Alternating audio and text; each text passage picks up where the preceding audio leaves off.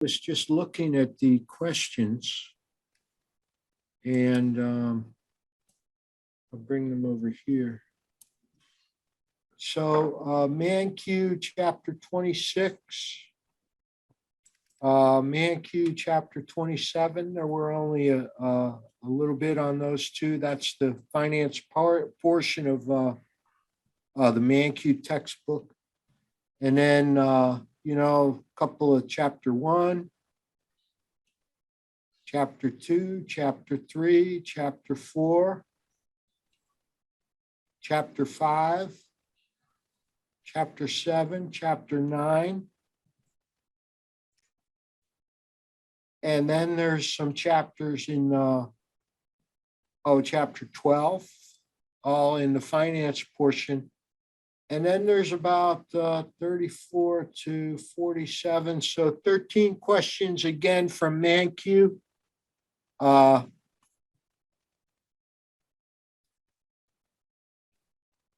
Stuff that we've seen before.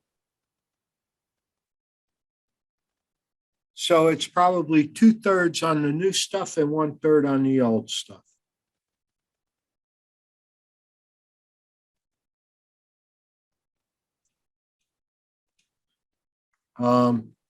There are 50 questions, all multiple choice, exactly the same test banks as the quizzes. On Moodle, I put up a practice quiz for the week 7 material, like I had done on the midterm exam. Pretend, and you can do it 3 times, I think. And, and Melissa asked some questions, which I answered in a PDF. I copied the questions with the handwritten answers, and I posted that as well. Thank you for doing that. Yeah, no problem. Some of them, like I said, this questions, and I've got to remind myself to remove those questions from the test bank. And that happens, particularly when a course is new, and this isn't new, but occasionally you get a question that just that hasn't been done correctly.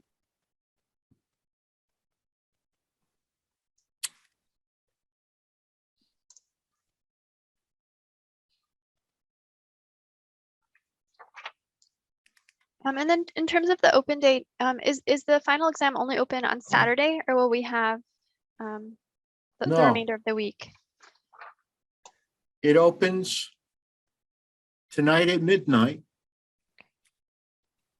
and it closes on Sunday at 11:45 p.m. You have 1 hour and 45 minutes, so you can do it anytime in that window. Brilliant. I don't know who changed it. It was only available on Saturday or something, and I thought that's crazy. I don't know who did that. Somebody in the tech services when they reload a course for a new running. I like to give you a window of opportunity. Much appreciated. There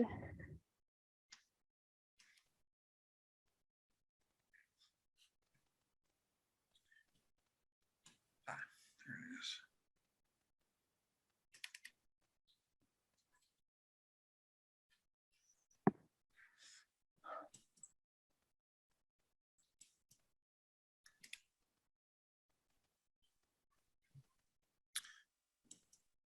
So I had just one question from the stock valuation exercise. I had tried to use the enterprise value method and was pulling material off the 10K. Obviously, I grabbed some wrong things. Is there any place I can go to see what actual items on the 10K would plug into the different parts of the enterprise value method. Yeah, you know, I was working on this actually earlier with Melissa, and I feel like there's a couple of things that are going on. First of all, the stock market is a little bit stuff isn't maybe not valued so efficiently, just because of the way things are have become so volatile. I really like the illustration of doing the valuation on page 325 in the textbook.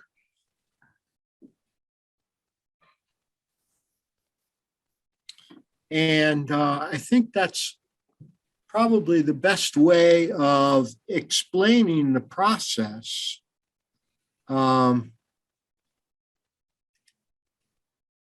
Rather than try to go to, look up forms on the internet and information about the stock on the internet. And, the spirit of the exercise is really just to get you to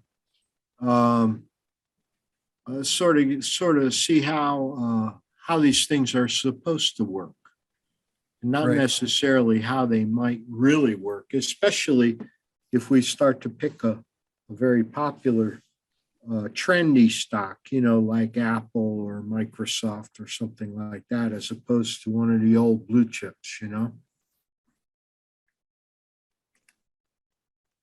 So, and as I said, it's not like you're going to get it wrong. The spirit of it is to just learn something about how do they present this information. Right.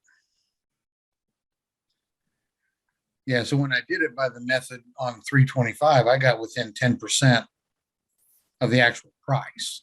Yeah, And that's it good. worked kind of the way it actually better than I had anticipated. What stock did you use? Williams Sonoma. Oh, okay. I had used it as one of my stocks in my accounting course and already had all the information downloaded and had done reporting on it. So made it a little more straightforward. Yeah. What was the price? Geez. Oh, that's okay. I'm not thought sure. yeah, I thought you might have it off the top of your head, but that's good to know. I think it was somewhere around 120. Yeah, okay.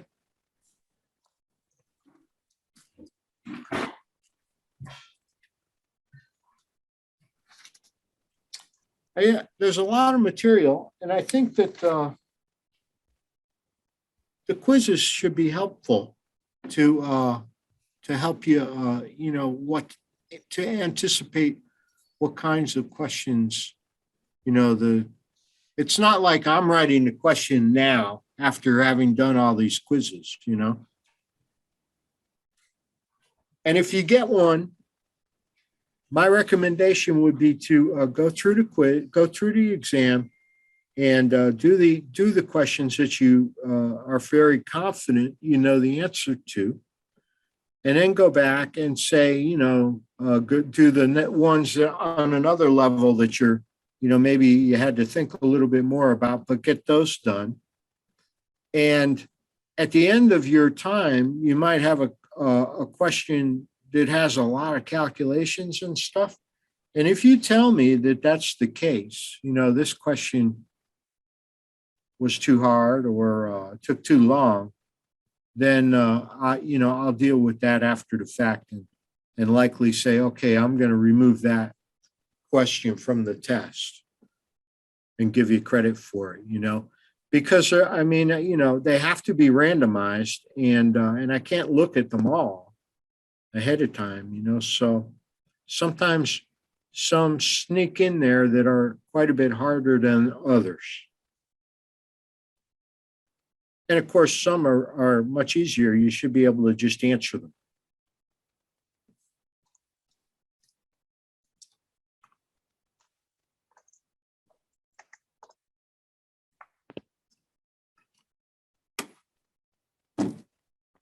What else can I tell you?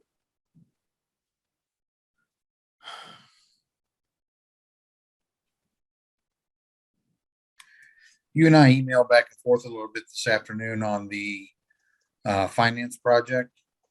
Yeah, And one question in particular, a lot of what I do involves including charts. That's how I see data as opposed to tables. Is it okay to put charts within the text of the summary as opposed to leaving them in the Excel spreadsheets? oh, sure. Okay. Yeah, that's fine. Whatever you want to do. Okay. You know, I'm very flexible in that respect because in my mind, it's the student's decision how to present the material. So especially on the undergrad level, I have a lot of kids say, you know, do you want it double spaced or single spaced, or, you know, how many pages? And it's just like, you know, I don't want to get into that. I want the students to think about how would I present this in a professional setting? So that then they're thinking about, oh, this is the way I should present something to my boss.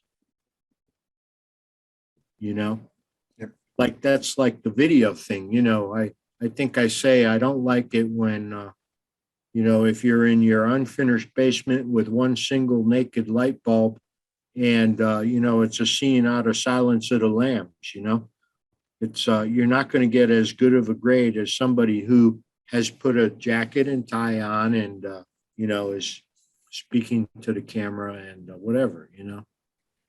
And it doesn't even have to be a jacket and tie, but you get my point. It had been a while since I wore a jacket and tie when I put one on for that video. Yeah, I don't even put a tie on anymore when I have to go to functions and stuff like that. And, but boy, there was a time I wore a jacket and tie to work every day. As did I. I do not miss that. No. When I was a trader, my first trading job, I left the tie in the trading booth, so I would show up and put it on for work. And it was a tie that had Santa Clauses all down it. I wore it every day, every single day of the year. When I first started, we all kept a single navy tie in our desk drawer. In the event that somebody showed up that you needed one, you could put it on real quick and then look somewhat presentable. Yeah, yeah, yeah. Now, did you trade commodities or securities or both? I traded futures. Okay. I started futures in commodities in the oil market. I traded WTI versus Brent crude oil. And then I moved over to the financial futures markets, which were really futures contracts on government bonds. Okay. Interest rate futures.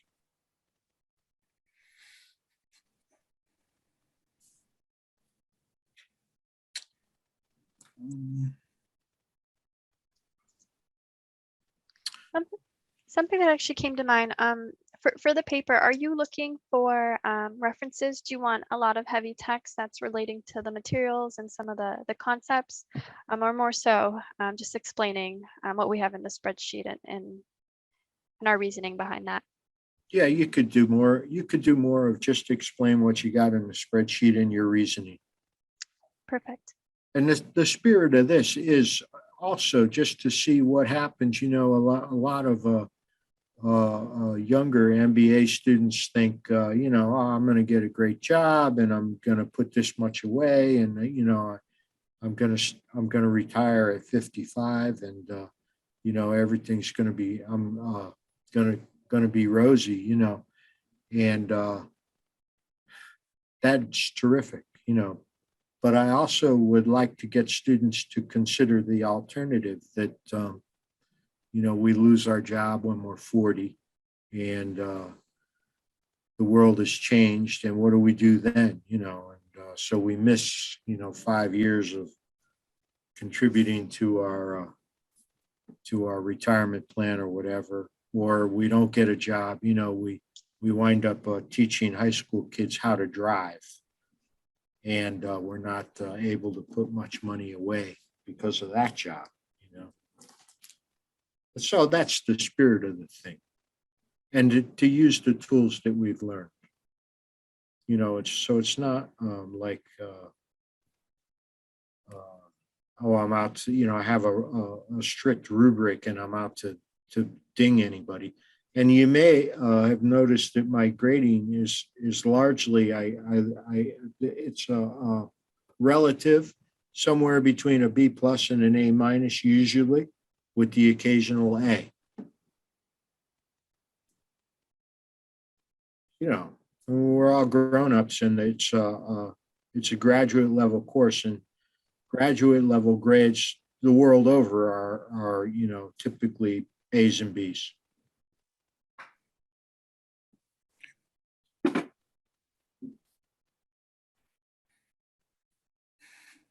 I did do that. I did teach kids how to drive when I was going to school. Was that a memorable experience? It was only memorable when kids would get in the car and say, all right, which one's the gas and which one's the brake? Goodness. That was never a good start. I assume you did have the auxiliary. Yeah, I had brake the on your brakes. side? Yeah. But then you also had kids that show up, and it was pretty clear to me that they were smoking pot before their driving lesson. Say, kid, you look pretty high. I don't know. What time frame was this? I guess it was about 15 years ago. Okay.